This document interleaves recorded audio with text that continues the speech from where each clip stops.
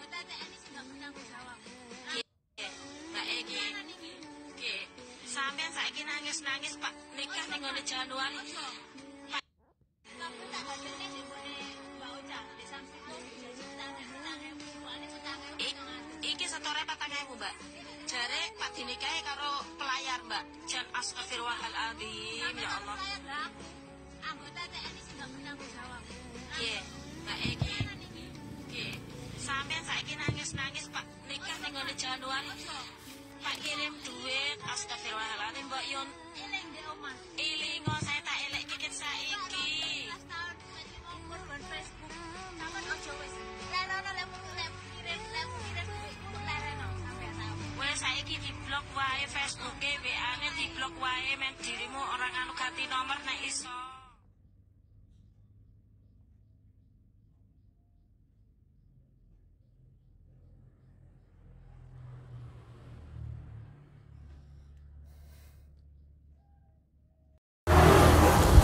Halo, assalamualaikum warahmatullahi wabarakatuh. Selamat datang kembali di channelnya Pekerja Migran Indonesia. Kawan-kawan semuanya, bagaimana kabarnya ini hari? Moga kawan-kawan semuanya sehat selalu di perantauan. Moga kawan semuanya dijauhkan dari mara bahaya. Amin. Dan pastinya kawan-kawan dimanapun Anda berada, yang selalu support channel ini, yang selalu mendukung channel ini, semoga dipermudah segala urusan. Amin. Nah kawan-kawan, kita akan membahas sebuah status yang dikirim di sebuah grup. Ini mengenai salah satu dari kawan seperjuangan kita yang umurnya bukan muda lagi kan kawan. Jadi ibu sekitaran umur 50 tahun ini terjerat scammer love. Jadi ketika dia terjerat scammer love, tentu diiming-imingi oleh seorang pria, sehingga dia harus mengeluarkan banyak uang atas permintaan dari pelaku. Jadi kali ini kita akan membahas tentang itu kan kawan. Video depan nanti cuman suara dan mungkin tidak terlihat jelas wajah ibunya. Karena yang paling penting adalah bagaimana pelajaran dari setiap kasus kawan-kawan, dan semoga tidak ada korban lainnya lagi. Walau yang kita tahu bahwa hal seperti ini adalah hal yang wajar dan sering banget terjadi, dan ternyata korbannya itu tidak hanya usia muda, bahkan usia umurnya 60 itu juga terjerat scammer love. Diiming-imingi nikah, diiming-imingi diajak berumah tangga oleh garangan yang masih muda, bahkan statusnya ngaku sebagai TNI atau polisi, betul?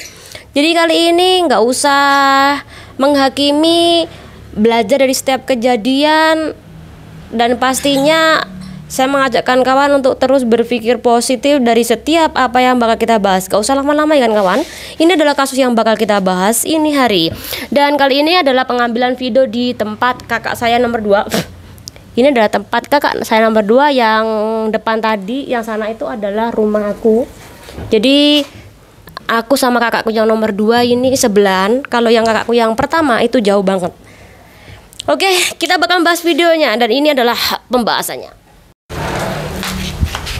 Minggu digunakan kawan-kawan, khususnya pekerja migran asal Indonesia domisili di negara Hong Kong, untuk liburan, bertemu dengan teman, ngobrol di taman itu adalah hal biasa dan kebiasaan kita. Nah, hari Minggu si ibu ini ngobrol di sebuah taman Meifu sana, dan di situ ketemulah sama mbak-mbak Indonesia satu perjuangan. Ibu itu menceritakan bahwa dia kenal garangan yang ngaku bekerja di pelayaran.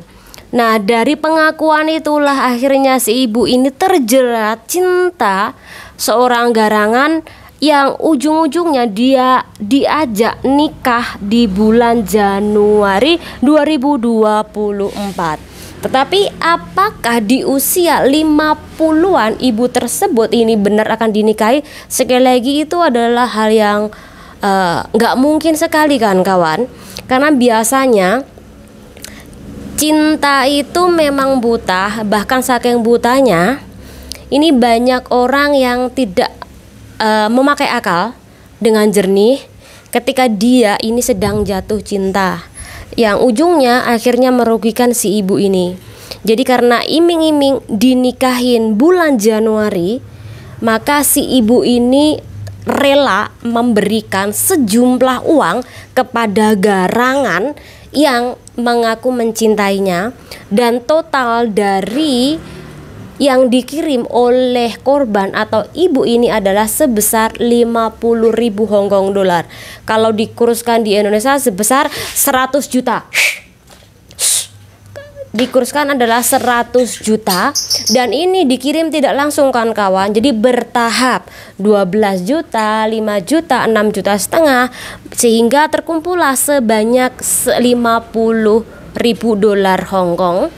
Dan ketika si ibu ini menceritakan ke kawan yang lainnya, si kawan lainnya tuh nasihatin agar ibu ini cepat memblokir nomor si pelaku, agar si ibu ini tidak terus-menerus mentelpon atau menghubungi si pelaku. Karena ketika tidak diblokir, secara otomatis ibu ini tentu sekali lagi akan terus-menerus kirim uang kepada garangan tersebut. Namun sekali lagi, apa yang ibu katakan? Ibunya bilang bahwa nanti nunggu Januari. Kenapa dengan bulan Januari? Sekali lagi adalah diiming-imingi menikah oleh garangan tersebut kan kawan. Padahal jelas ini adalah bentuk penipuan. Orang kalau benar-benar sayang itu tidak mungkin menyuruh perempuannya untuk kirim uang kepada laki-lakinya. Jelas ini adalah scammer love. Jadi di dalam kasus ini saya tidak menyuruh kawan-kawan untuk membuli, karena kita tidak tahu tentang fakta sebenarnya tentang kejadian di lapangan itu bagaimana. Mungkin bisa jadi awalnya hanyalah bercanda, yang kemudian saling jatuh cinta. Entah itu ibunya yang jatuh cinta dulu, atau memang ibunya ini dalam tanda kutip kena gendam. Karena sekali lagi hal seperti ini banyak sekali. Ketika sudah kena gendam, secara otomatis inginnya itu telepon terus, inginnya itu mendengar suara si pelaku. Sehingga ketika sering telepon, ketika sering ngobrol, disinilah korban ini akan selalu nurut. Jadi saya tidak bisa menyalahkan 100% apakah hal ini murni cinta dari ibunya atau diawali hanyalah sebuah mengisi kekosongan yang ujungnya ini akhirnya terkena pelet. Sekali lagi kita nggak tahu kawan-kawan. Jadi itu kenapa saya selalu menekankan apapun yang terjadi atau berita atau mungkin kejadian dari kawan kita, kalau bisa kita pikir secara jernih. Walaupun faktanya bisa saja si ibu ini memang jatuh cinta, kemudian karena tidak keluar uang akhirnya kena pelet. Itu kan bisa jadi, ya. Oke, kan kawan, apakah dengan kasus seperti ini, apa sih yang harus ibu itu lakukan? Apakah memutuskan telepon kemudian menghilangkan diri itu adalah salah satu solusinya?